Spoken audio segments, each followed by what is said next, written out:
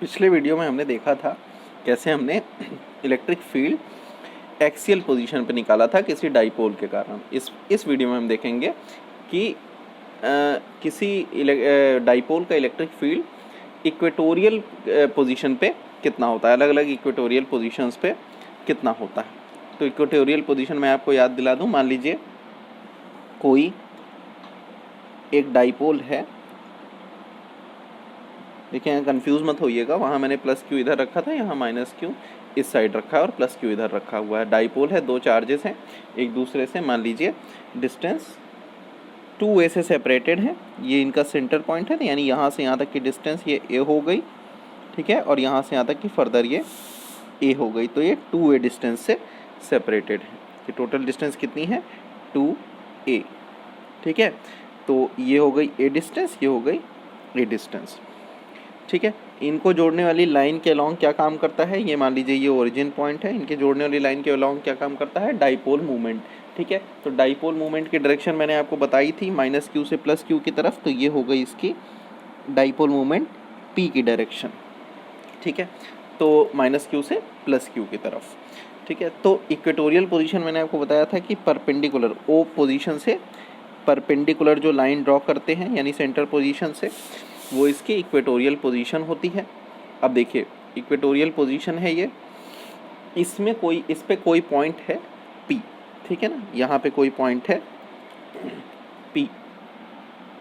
इस पॉइंट पे हमें इसका इलेक्ट्रिक फील्ड इस डाइपोल का निकालना है, ठीक है। तो ऐसा इसको निकालने के लिए सबसे पहले हम इलेक्ट्रिक फील्ड प्लस क्यू के कारण P पे देखेंगे, फिर माइनस क्यू के कारण P पे देखेंगे। मान लीजिए प्लस क्यू के कारण जो इलेक्ट्रिक फील्ड है उसको मैंने E प्लस क्यू कहा, तो लिखते चलते हैं क्या क्या है, क्योंकि कंबाइंड इफेक्ट दोनों का ही इस पे इक्वेटोरियल पोजीशन पे फील्ड बताने वाला है, ठीक है। तो सबसे पहले electric field eight P due two plus Q, ई प्लस क्यू से रिप्रेजेंट किया मैंने, ठीक है। ई प्लस क्यू ये कितना हो जाएगा, 1/4 पाई एप्सिलॉन नॉट, क्यू रहेगा ही क्योंकि हमें केवल अब मैग्नीट्यूड क्यू का लेना होता है यहाँ पे। और डिस्टेंस मैंने ये मान लिया कि अब देखिए यहाँ से ये डिस्टेंस मैंने ले लिया कि ये डिस्टेंस r है, r दूरी है सेंटर पे, तो ये भी r होगी। ये डिस्टेंस a है, ठीक है, इसको ये ले लिया। ये डिस्टेंस, ये जो ओरिजिन से डिस्टेंस है, इसको मैंने x नाम दे दिया। अभी आगे इसको हम देखेंगे कि कैसे यूज़ होगी, ठीक है। तो यहाँ पे 1/4 pi epsilon not Q by यहाँ से यहाँ तक की दूरी r² रख लेंगे, रख लीजिए r²। इसकी डायरेक्शन क्या होगी, देखिए ये प्लस क्यू है, यानी यहाँ से फील्ड लाइन हमेशा निकला करती है, फील्ड लाइन निकलती है और किधर को जाएगी, इधर, यानी इलेक्ट्रिक फील्ड की डायरेक्शन E प्लस क्यू इधर होगा, ठीक है। E प्लस क्यू की डायरेक्शन इधर होगी, ठीक है। अब देखिए ये जो इसको हम लिख लेते हैं किधर है, ये पॉइंटिंग टूवर्ड्स, इसको मैं नाम दे देता हूँ, ये पॉइंट है A, ये पॉइंट है B, ठीक है। तो इसको हम लिख सकते हैं प्लस क्यू के कारण जो फील्ड है ये है अलोंग BP, ठीक है ना। फील्ड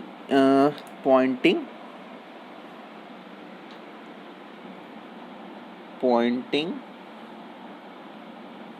अलोंग BP, हाँ PB। इसी तरह माइनस क्यू के लिए 1/4 पाई एप्सिलॉन नॉट, चार्ज तो क्यू ही है, डिस्टेंस r² ही है, लेकिन इसकी डायरेक्शन जो होगी, देखिए ये माइनस क्यू के कारण, तो माइनस क्यू तो अंदर की ओर होता है, ठीक है ना, अंदर की ओर, तो माइनस क्यू की डायरेक्शन ये वाली इधर, ठीक है। तो ये E माइनस क्यू हो गया, ठीक है।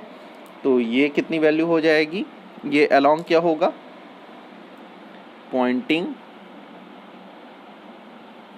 अलोंग PA, ठीक है। तो ये हमें पहले तो दोनों फील्ड पता चल गए, दोनों के इंडिविजुअल फील्ड्स पता चल गए। इन्हीं दोनों फील्ड का रिजल्टेंट ही P पे काम करेगा। तो इन दोनों फील्ड का रिजल्टेंट मैंने मान लिया किसी तीसरी दिशा में होगा, ठीक है।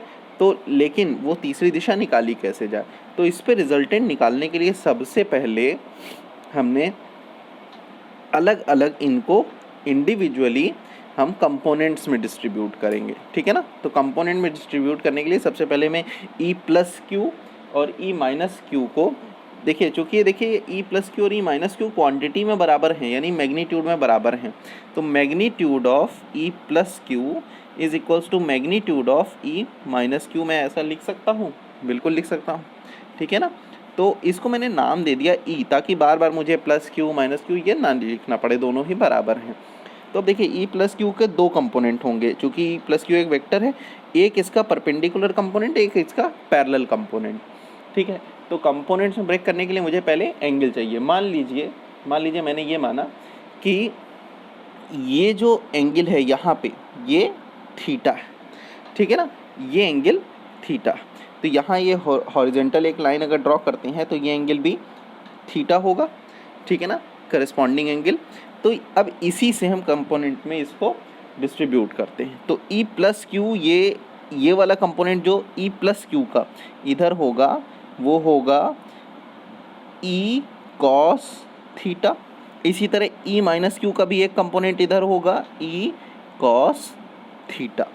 दोनों के एक एक कंपोनेंट इधर होंगे, ये हॉरिजॉन्टल कंपोनेंट। वर्टिकल कंपोनेंट ऊपर वाले का प्लस क्यू वाले का क्या होगा, ई साइन थीटा, जो कि ऊपर की तरफ होगा, और वर्टिकल कंपोनेंट इस वाले वेक्टर का यानी ई माइनस क्यू का इधर की तरफ होगा ई साइन थीटा। अब आपको दिख रहा होगा कि ये वाला कंपोनेंट और ये वाला कंपोनेंट ई साइन थीटा दोनों का वर्टिकल कंपोनेंट एक दूसरे के अपोजिट है, यानी vertical components will cancel each other, जबकि हॉरिजॉन्टल कंपोनेंट दोनों के सेम डायरेक्शन में है, horizontal component will add up, ठीक है। तो यहाँ लिख लेते हैं vertical components of E plus Q and E minus Q कौन कौन से हैं, that is E sine theta will cancel each other. जबकि हॉरिजॉन्टल कंपोनेंट्स बच जाएंगे तो हॉरिजॉन्टल कंपोनेंट्स ही दोनों में मिलके नेट इलेक्ट्रिक फील्ड बनाएंगे, हॉरिजॉन्टल कंपोनेंट्स ही नेट इलेक्ट्रिक फील्ड बनाएंगे। तो नेट इलेक्ट्रिक फील्ड कितना हो जाएगा उसको देखते हैं। उसको मैंने नाम दे दिया E net. E net electric field वो किसके बराबर हो जाएगा, ई कॉस थीटा एक कंपोनेंट के कारण और ई कॉस थीटा दूसरे वाले माइनस क्यू वाले के कारण। तो टोटल कितना हो जाएगा, 2e cos theta, 2e cos theta. यानी अब केवल हमें अगर e की वैल्यू और कॉस थीटा की वैल्यू रखनी है और फिर उसके बाद हमारा एक्सप्रेशन आ जाएगा। तो चलिए देखते हैं, वैल्यू रख लें। देखिए ई नेट हमारे पास क्या आ गया, 2e कॉस थीटा, ठीक है। यहाँ से कॉस थीटा निकालना है, तो कॉस थीटा हम कहाँ से निकाल सकते हैं, देखिए ये एंगल ही वही एंगल है जो ये एंगल है, मैंने पहले ही बताया था, ये एंगल थीटा है। कॉस थीटा क्या होता है, perpendicular base upon hypotenuse, base upon hypotenuse. तो बेस क्या हो जाएगा a और हाइपोटेनस क्या है r। Since cos theta can be written as a by r, ठीक है। तो हम यहाँ पे इसको रख लेंगे और सारी, और e की वैल्यू क्या है, यहाँ हम किसी भी एक को यूज़ कर लें, e प्लस क्यू या e माइनस क्यू में से किसी भी एक को यूज़ कर लें। तो एक को लिख लेते हैं हम यहाँ पे, e net will be equals to, सबसे पहले 2e की जगह 1/4 pi epsilon naught q by R square, ये e की वैल्यू हो गई, ठीक है। उसके अलावा a बाई r, ठीक है ना, ये a है, ठीक है ना, a बाई r।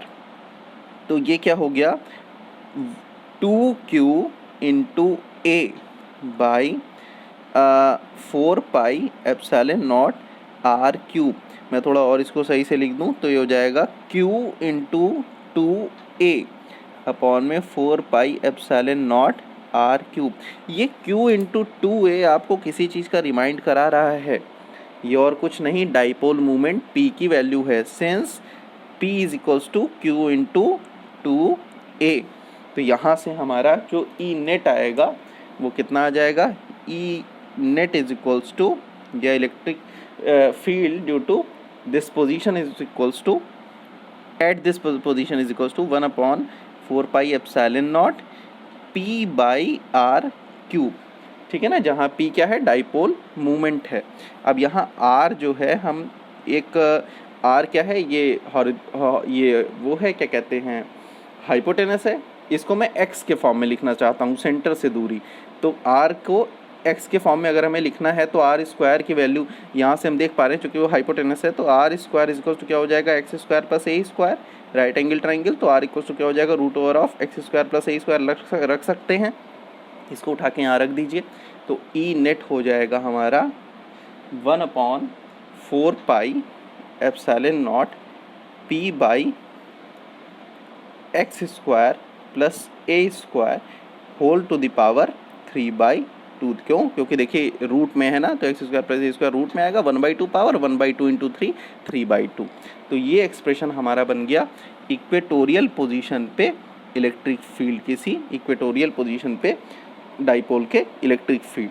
ठीक है ना, इसको आप एक दो बार खुद से भी प्रैक्टिस करेंगे कि कैसे होता है सॉल्व। अब हम इसके आगे देखेंगे किसी जनरल पोजीशन पे इलेक्ट्रिक फील्ड कैसे निकलता है।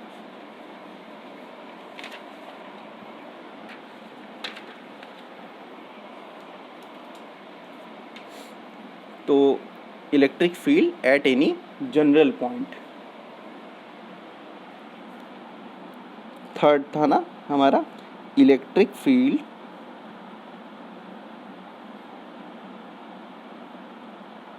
Due to dipole, electric dipole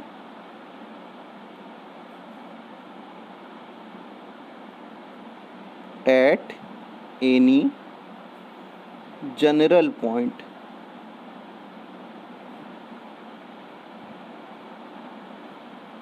ठीक है, तो जनरल पॉइंट का क्या मतलब है पहले वो समझ लेते हैं।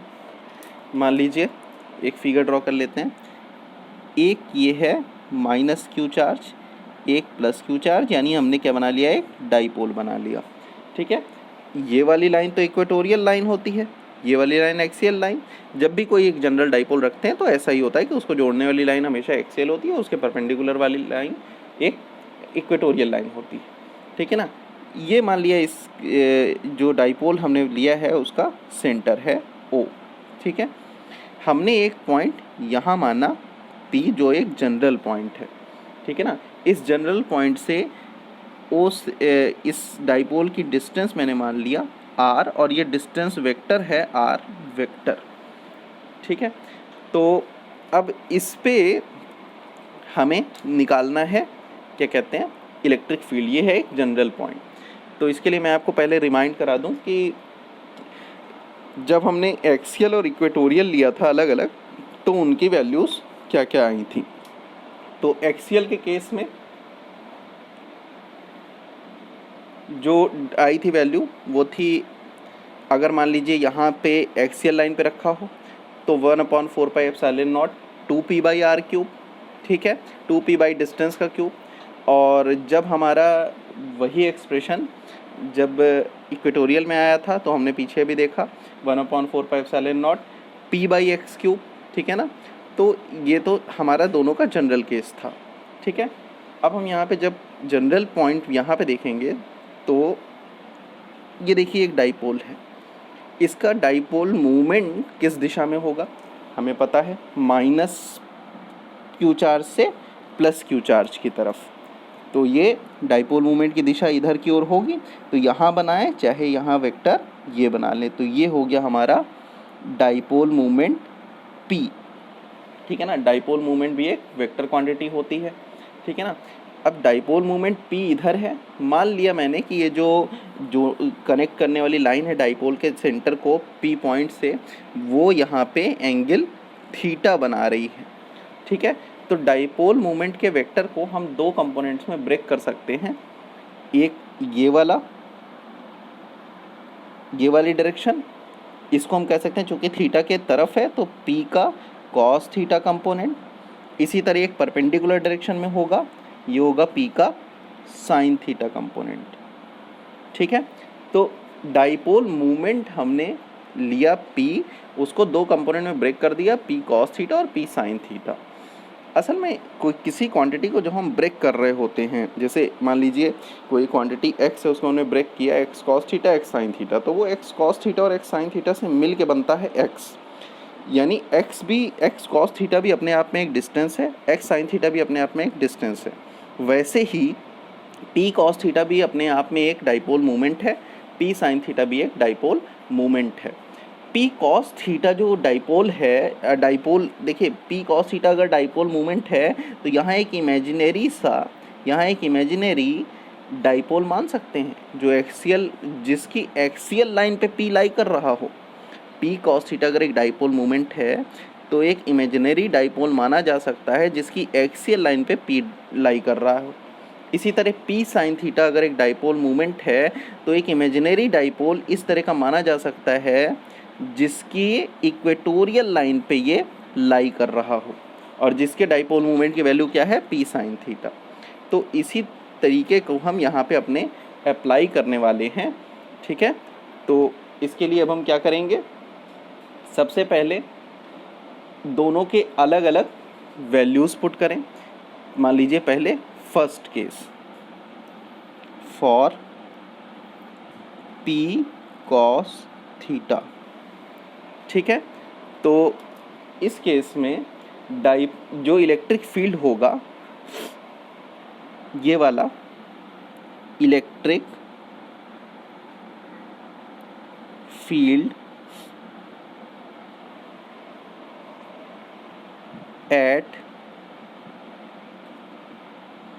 at P due to dipole moment P cos theta, इस वाले के लिए। तो इस P cos थीटा वाले डाइपोल मोमेंट के लिए इलेक्ट्रिक फील्ड जो P है, P पॉइंट है, वो एक्सियल लाइन पे लाई कर रहा है। तो एक्सियल लाइन पे लाई कर रहा है तो इसको हम सीधे ये लिख सकते हैं, डिस्टेंस क्या है ओरिजिन यहाँ से, इसके r है। ठीक है, तो इसको लिख सकते हैं E1 नाम दे देते हैं इसको, 1/4 पाई एप्सिलॉन नॉट 2। देखिए वहाँ पे हम रखते थे, जब हम एक्सियल लेते थे, एक्सियल के केस में, तो जब इनफाइनाइट डिस्टेंस पे हमने लिया था डिस्टेंस, तो हमने क्या निकाला था, 1 जो E की वैल्यू निकाली थी वो निकाली थी 1/4 पाई एप्सिलॉन नॉट 2p/x³। आप पीछे रिवाइज करके देखिएगा। इसी तरह इक्वेटोरियल में जब हम ले रहे थे तो E क्या निकाले थे, 1/4 पाई एप्सिलॉन नॉट p/r³ या r³ हमने निकाला था ना, r³, और जहाँ x सेंटर से दूरी थी और वहाँ पे r सेंटर से दूरी थी। आप पीछे रिवाइज करिएगा। तो मैं उसी कॉन्सेप्ट को यहाँ पे अप्लाई करने जा रहा हूँ। तो 2 यहाँ पे P नहीं है, यहाँ P की जगह अपने केस में इस P की जगह P cos थीटा के एक्सियल लाइन पे ये पॉइंट P लाई कर रहा है। P cos थीटा हमने अलग सा एक इमेजिनरी डाइपोल मान लिया है, P cos थीटा जिसका डाइपोल मोमेंट है उसके एक्सियल लाइन पे काम कर रहा है। तो 2p, P की जगह क्या रख दें, P cos थीटा। ठीक है, और अपॉन में डिस्टेंस क्या है हमारी, r³, क्योंकि ये ओरिजिन से दूरी नापी जा रही है तो r³। ठीक है, ये इसको हम लिख लेते हैं इक्वेशन 1। इसी तरह इक्वेटोरियल के केस में फॉर सेकंड वाला जो है, for P sine theta, for P sine theta, electric field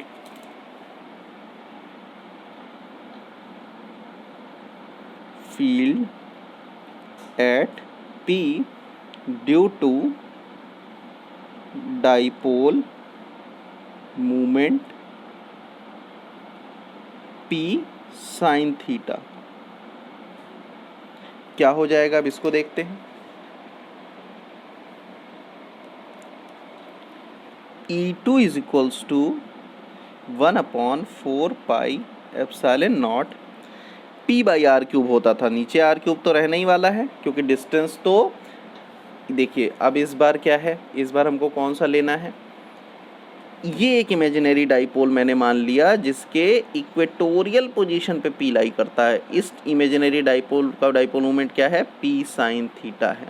ठीक है, तो यहाँ पे हम डाइपोल मोमेंट क्या रखेंगे, लेकिन इक्वेटोरियल के केस में 2 नहीं होता, केवल p होता है, तो यहाँ पे क्या रख देंगे 2p साइन थीटा।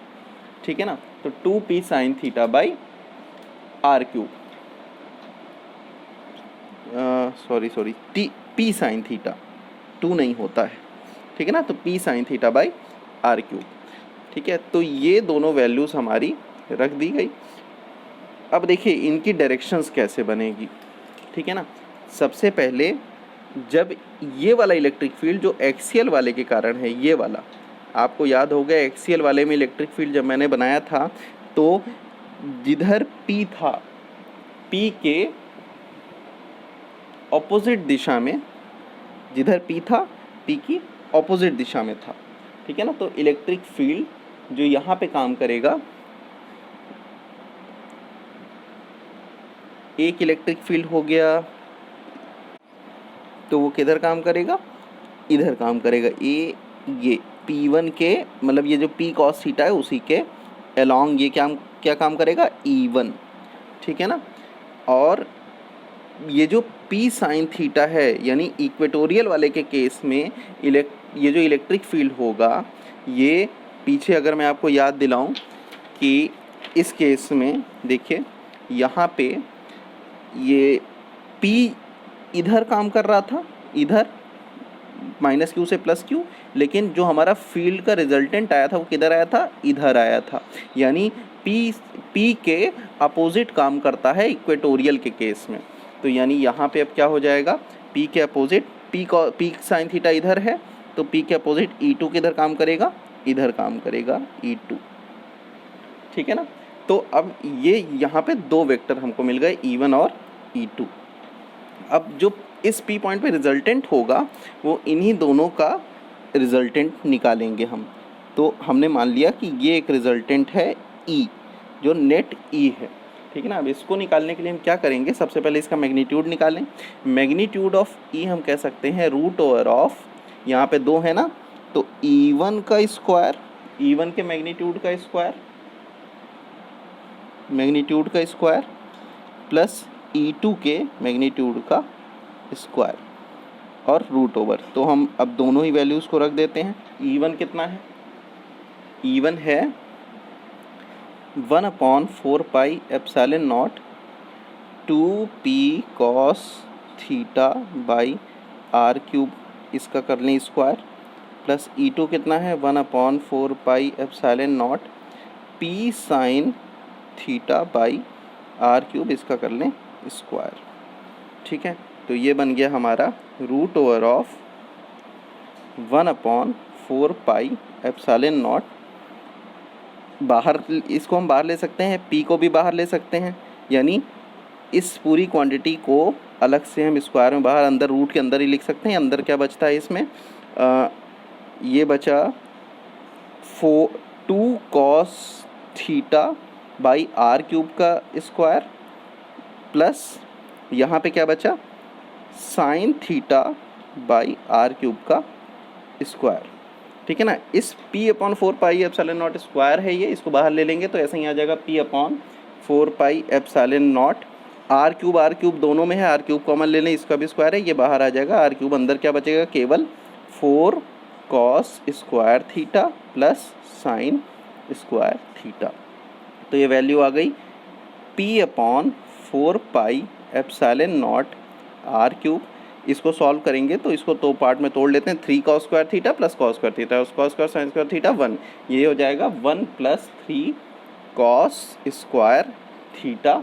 ये एक्सप्रेशन हमारा आ गया E का जनरल पोजीशन पे।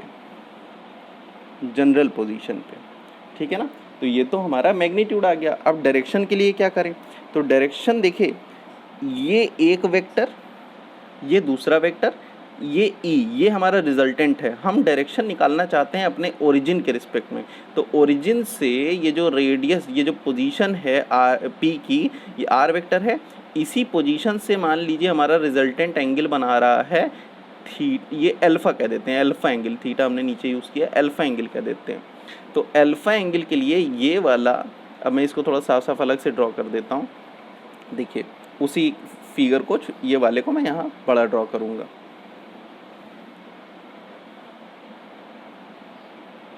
ये हो गया हमारा E1, ये हो गया E2, ये हो गया हमारा रिजल्टेंट E, ठीक है ना। मान लीजिए ये एंगल अल्फ़ा बना रहा है, तो ये यहाँ से यहाँ तक भी ये भी क्या हो जाएगा, E2 ही वेक्टर, ठीक है। ये परपेंडिकुलर, बेस हमारा क्या हो गया, E1, ठीक है। हम कह सकते हैं परपेंडिकुलर अपॉन बेस। तो ये जो वैल्यू आ जाएगी tan अल्फ़ा, यानी हमारा जो रिजल्टेंट होगा हम tan अल्फ़ा से निकाल सकते हैं। डायरेक्शन के लिए हम क्या कर रहे हैं, tan alpha is equals to perpendicular upon base. Perpendicular का काम E2 करेगा और बेस का काम E1 करेगा। अब आपको पता है कि E2 E1 की वैल्यू कितनी है, E2 ये दिया है, E1 ये दिया है, ठीक है ना। तो जब हम डिवाइड करेंगे तो ये आएगा 1/4 पाई एप्सिलॉन नॉट, E2 की value P sine theta by R cube, और E1 की value 1/4 pi epsilon naught 2P cos theta by R cube. सब कट जाएगा, केवल साइन थीटा कॉस थीटा बचेगा और नीचे 2 बचेगा, तो हो जाएगा 1/2 tan थीटा, किसकी वैल्यू, tan अल्फ़ा की वैल्यू, ठीक है ना। और ये हमारा tan अल्फ़ा ही हमारे, या अल्फ़ा यहाँ से निकाल लेंगे इन्वर्स लेके, तो ये हमारी डायरेक्शन हो जाएगी इस रिजल्टेंट की। तो ये तो था हमारा electric field at any equatorial position and eight any general position.